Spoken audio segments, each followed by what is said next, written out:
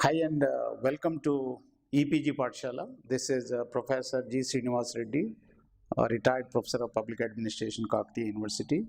Today we will have a presentation on two important administrative thinkers, namely Lindahl Faunes Urvik and Luther Halse Gulick. For short, they are known as Gulick and Urvik.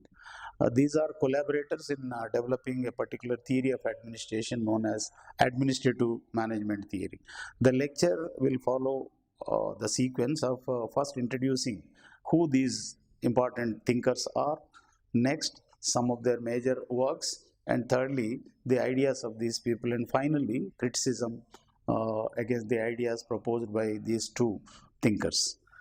Now, I'll start with introducing Luther Gulick. Luther Gulick is born in Japan in the 1892. He obtained a PhD in DLIT and served in National Defense Council during the First World War. From 1920 to 40, he was with the City Research Institute of New York, and he was also administrator of New York City from 1954 to 56. He was president of Institute of Public Administration, New York from 1960 to 62. He also served as a professor in several universities and also as a consultant. He was one of the most important assignments done by Luther Gulick was he was member of the President's Committee on Administrative Management in USA. He has written books which are titled as Administrative Reflections from World War II, Metropolitan Problems, and American Ideas. So these are some of the important books of Luther Gulick. Now we come to the next author or next thinker, Lindahl Faunes Urvik. Urvik was born in Britain in the year 1891. He was educated at Oxford University. He was lieutenant colonel during First World War in the British Army. He was associated with number of management associations, and he was an outstanding consultant on industrial management. His books include Management Tomorrow, The Making of Scientific Management, The Elements of Administration, The Patterns of Management and Leadership in 20th Century Organizations, and finally, both Luther Gulick and Lindahl Urvik together have edited a book entitled Papers on the Science of Administration. And they have also written another book, Dynamic Administration. And the third book also they have jointly authored, Freedom and Coordination. I think the names of both these thinkers are bracketed together because of the closeness of contribution. From the mention of the biodata and some of the writings, it is evident that both had rich and diverse experience both in military and civil service. I think the working in military has been the basis for most of the administrative theories, and the rich experience of military, the systems and process of military have been adopted by the public administration, the civilian kind of administration, as well as business administration. So therefore, their ideas got sharpened because of their personal experience with the military. And both these thinkers were heavily influenced by the military service and the need for discipline. Military values discipline, and both of them emphasized on the importance of discipline in public administration. They were also influenced by Taylor's ideas on scientific management and Fayol's ideas on classical theory of public administration. These two thinkers, Urvik and Gulick, have together developed, as I mentioned, the administrative management theory. Let me mention that administrative management is a theory which relates to top level management. These people have studied the problems of administration at the boardroom level or at the highest level, and their contributions reflect this. And both of them have believed that there are certain principles of administration, and they emphasize that these principles have to be understood, they should be followed to ensure efficiency and economy in administration. One more point that is common to both of them is that they both believed that administration should also be considered as a science, and it's not necessarily to be seen only as an art, and it has elements to make it science. One another common refrain or common point between these two thinkers is that they both emphasized on the importance of structure. Arvik said organization is chiefly a designing process. A proper design is important to run administration properly. And his famous quote on the importance of design or formal organization is as follows. Lack of design, I quote, lack of design is illogical, cruel, wasteful, and inefficient. Now, if an organization starts just functioning without care for how to structure it, how to shape it, and all, it tends to be illogical, cruel, wasteful, and inefficient. So, therefore, in this famous quote, Urvik was mentioning about the importance of formal organization. Now, we come to the contributions of these two thinkers individually. Coming to Luther Gulick. Luther Gulick has studied deeply the 14 principles or 14 basic elements of administration as developed by Henry Fayol, the French mining engineer, who is also considered to be the father of administrative management school, to which these two thinkers also made their own contribution. According to Luther Gulick, there are 10 principles of organization. In other words, these 10 things should be ensured in an organization to ensure that the organization works efficiently. What are they? Number one, the first principle of organization is it should have division of work or specialization. Now you have to divide the work in the organization and combine the work on the basis of specialization. Second, the basis of departmental organization. They have mentioned, Luther Gulick has mentioned that there are 4 P's of departmentation. You can create departments or divide work among departments on the basis of 4 P's. The 4 P's are, each P stands for one basis of dividing the work. They are person, process, place, and purpose. You can divide the work. If different people are doing, you divide the work between people. If different purposes are served by the work, you divide the work according to the purpose which is being served. Or if the work is such, it involves diverse processes, you divide the work according to processes, and for each process let there be segmentation of work. And place also. Now work may be done at different places, you divide the work on the basis of place where it is done. For example, headquarters work, field work, north zone work, south zone work, etc., etc. The third important principle is coordination through hierarchy. Luther Gulick believed that hierarchy or rule of the higher over the lower is a mechanism of coordination.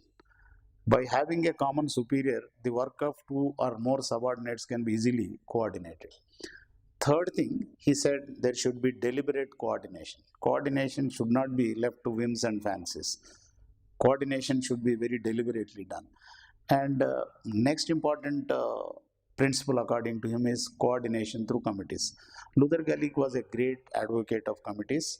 To decide important things, he said the decision should be made by a committee. Committee is a plural body, and committees are based on the maxim that 2 heads are better than 1. So when different people gather together and discuss about something, and there is likelihood of threadbare discussion and knowing all the dimensions of the problem under discussion. Next principle is decentralization. So decentralization results in giving responsibility to lower levels and also authority to lower levels. This helps lower level people to develop themselves, to get experience so that they will occupy higher positions. The 7th principle is unity of command. Unity of command says that there should be one commander for one department. There should not be more than one boss for one organizational structure. The next and perhaps the most important principle Luther Gulick advocates is staff and line. He says that in an administrative organization, people should be divided into two categories of employees: the staff employees and the line employees. The line employees are the people who are doing the main purposes of the organization, achieving the main purposes, or doing the main jobs of the organization. For example, it is a police department. Now, investigation of crime, apprehending criminals, and filing cases before court. Some of these things are the job of the policemen. But to help the policemen, there are so many people supporting staff. Maybe a fingerprint expert, maybe a driver, or maybe other kinds of supporting staff. These people are called as staff. Staff literally means a stick. So as an old man requires a stick to stand erect. So for executives to be efficient, they need supporting employees, and this is what is known as staff. And this idea first came in army. Initially, the armed forces were carrying all their ammunition, guns, and dressing material, food, and all that on their back, and therefore their efficiency was very low. So much of their energy was consumed in carrying these things. In army, first the concept of staff came, and as a result of this, the fighting corps, or the fighting soldiers, and all these people were saved of all the supporting jobs. Some people would cook for them, some people will do some medical service, some people transport them, and some people work on logistics, and all those things are done by others, and the energies of these people are fully directed against fighting the enemy, and the efficiency goes. Similarly, in industry also, there should be division of line and staff. This is the principle. And one more, ninth principle, is delegation. Delegation is temporary transfer of authority to a lower level person without transferring authority. Transfer of authority and responsibility means decentralization. And decentralization is permanent transfer of authority and responsibility. But in delegation, there is only transfer of authority but not responsibility. A superior delegates some functions to a subordinate, but the superior has to take responsibility if something goes wrong there. The subordinate has only responsibility, but it doesn't have authority, but it doesn't have responsibility. And finally, the last principle Gulick mentions is span of control. What it says is that nobody can supervise more than a certain number of subordinates. Of course, the number of subordinates a superior can control effectively depends on superior's ability, his experience of the subordinates, location of the people. So suppose people are located at different places, supervision of more people becomes difficult. Small number of people only can be supervised. If people are doing different functions, again supervision becomes problem. If all subordinates are doing the same thing, sitting under same roof, and with the same experience, same abilities, I think job is easier and you can control more people. So the point mentioned is that you cannot control endless number of people effectively. For every superior, there should be a limited number of subordinates, and this limit should be based on various considerations. This is the statement about 10 principles of management given by Luther Gulick. Yet another important contribution of Luther Gulick, and perhaps more popular contribution of Luther Gulick, is acronym of POSDCORB, P-O-S-D-C-O-R-B. POSDCORB is an acronym in which each letter stands for one distinct function of executive. Executive or managers perform 7 separate functions, and they are planning, organizing, staffing, directing, coordinating, reporting, and budgeting. And this is one of the most popular acronyms in public administration, which almost every student of public administration finds it easy to remember. And not only for remembering, I think this is a very meaningful condensation of the important functions of any administrator or manager. This says, or Luther Gulick says, every administrator has to plan. Plan is just figure out one is going to do in the near and distant future and make advanced preparations. Secondly, he has to organize. He has to relate people, he has to divide the work, give authority responsibility, and this is the job of organizing. The third important function of executive is staffing. Staffing relates to what these days we call human resource management. Recruiting, selecting, training, developing, motivating, compensating, retiring, etc. etc. So all personnel functions or human resource functions are consumed under staffing. Every administrator has to appoint people, train them, motivate them, and all those things.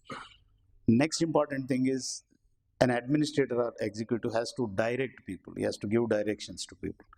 If he fails to give proper directions, people will stay put. They will be just idling and not doing much. So therefore, it's the need of the executive to constantly give orders or commands to people. This job is called direction, and directions have to be clear and consistent. Next function is coordinating. An officer or a executive has number of subordinates, and all their work, they are doing different works, and all these works are meant for one common purpose of the organization, and all these works have to be interrelated. In coordination, one has to ensure cooperation, and one has to ensure absence of duplication, also absence of gaps in work, and finally in coordination one should also ensure an orderly synchronization of effort. And next important function of executive is reporting. Every administrative officer has to report things to his boss as to what he is doing, what he is able to do and what he is not able to do. What are the areas in which he needs the support or clarity or direction from the superior. This job also is done by executive. And finally, budgeting. Budgeting is the entire gamut of financial management. Every executive has to find money for spending on various things. He has to look out from where he has to get money, how to apportion the money, and how to budget it, how money should be released in a course of 1 year or some period of time, how to make good the deficit. Maybe sometimes you have lots of plans, grandiose plans to do hundreds of things, but how about the money? Where from you get the money and all that? So this is another concern or function of manager. And all in all, Luther Gulick was giving a very fascinating, quick and easy to understand list of functions that managers have to do. So this lesson is covering two important thinkers. So far we have discussed about Luther Gulick's contribution, and now we try to look at the contributions of Lyndall Fownes Urwig, who is an important co-author with Luther Gulick, and together they have made number of contributions. Urwig has mentioned that there are 8 distinct principles of organization and management, and they are: number 1, the principle of objectives, which means organizations always should keep the objectives in mind when they do their work.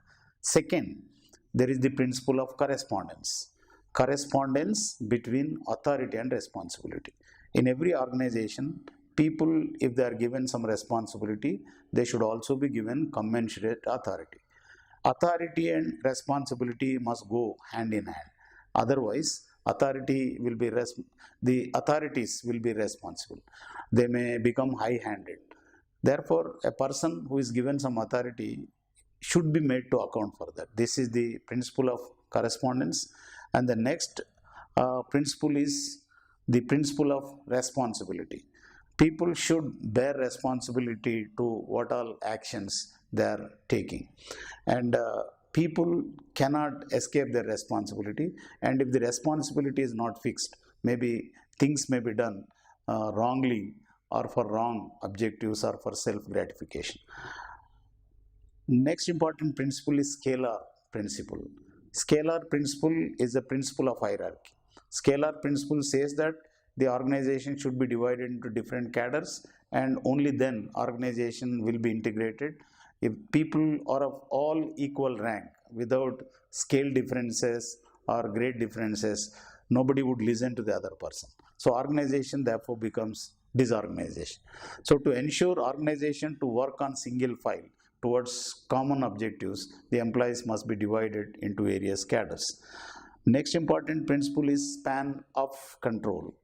Span of control principle says that a superior cannot control more than a certain number of subordinates. This is based on the principle of psychology of span of attention. Span of attention principle says that at the same time, no human being can do unlimited things. Now, because of biological or psychological limitations, one can perhaps concentrate on one thing or two things or a few things, but not on all things. Therefore, it is also suggested that a superior should not have unlimited number of subordinates. There should be limited number of subordinates. Of course, what the number should be depends on the experience of subordinates, importance of the work, seniority, or the physical location of subordinates, etc. and etc. Another principle of Urvik is the principle of coordination. Coordination is very important. Without coordination, organization becomes disorganization. All effort should be made to coordinate. A coordination is bringing all works to one common direction. And next important function is definition or clear perception of every duty. Every duty has to be defined. What everybody has to do has to be spelled out for him or her so that they will focus on their duties. And if you just appoint people without mentioning what are their duties, it's likely that they may get either confused or they may be idling and not doing much useful work for the organization. Thus, Urvik has given 8 distinct principles of organization. These principles, if they are followed, Urvik says administrative efficiency can be improved. Urvik has later developed another list of principles, 29 principles. It's a very long and comprehensive list of principles, and this he has done by integrating the principles which are forwarded by Henry Fayol, James De Mooney, Alan C. Riley, F.W. Taylor, Mary Parker Follett, Graiquinas. All these people, these are basically most of them except Follett. They are all classical thinkers. Each one has given certain principles of management, certain principles of administration. What Urvik tried is to make a comprehensive list of principles, and by combining and by adding all these principles, he has prepared a list of 29 principles of organization, and they are: number 1, principle of investigation; 2, forecasting; 3, planning; 4, appropriateness; 6, organization; 7, coordination; 8, order; principle of command, principle of control; coordinative principle, authority principle, scalar principle, assignment of functions principle, leadership principle, delegation principle, functional delegation, determinative principle, applicative principle, interpretative principle, general interest principle, centralization principle, staffing, etc. etc. I think as the list shows, there is a lot of duplication of principles, and Urvik has attracted criticism for lack of sophistication in crystallizing principles of organization and management. I think this list is too lengthy and there is a lot of duplication. Same principle is covered under different headings, and therefore not much appreciation was given to his conception of 29 principles of management. From the foregoing presentation, it's apparent that Luther, Gulick and Indall Urvik, both of them were on the same wavelength, trying to advance some principles of organization and identifying the elements of administration and the functions of executive and all that. They're together in this exercise. But one major criticism against them is that Herbert Simon has considered these principles are mere proverbs. What Simon meant is that these principles, like proverbs, are occurring in opposite pairs. Now, these principles are not tested for their empirical validity. Now, it's not that these people have listed out these principles based on deep research, and it's not established by evidence and all that. Maybe on the basis of their personal experience, they thought these are certain things that administrators should well remember. But there is a lot of vagueness in this, and this is the major criticism against them. Here we conclude this lecture. Let me just summarize the points I have mentioned. Luther Gulick and Linda Lorvig are two of the important thinkers in the classical theory of management. Both of them belong to the theory of administration, a particular theory of administration known as administrative management theory. They both believed that there are certain principles of management and administration. These principles must be followed for gaining efficiency and economy in organizations. And some of these principles have been followed with profit by some of the executives both in industry and public administration. But one important thing is that they have both published papers on the science of administration, and they have collected the papers of different authors bearing on the classical theory, and that has a lot of literature which is important to understand the classical theory in a overall perspective.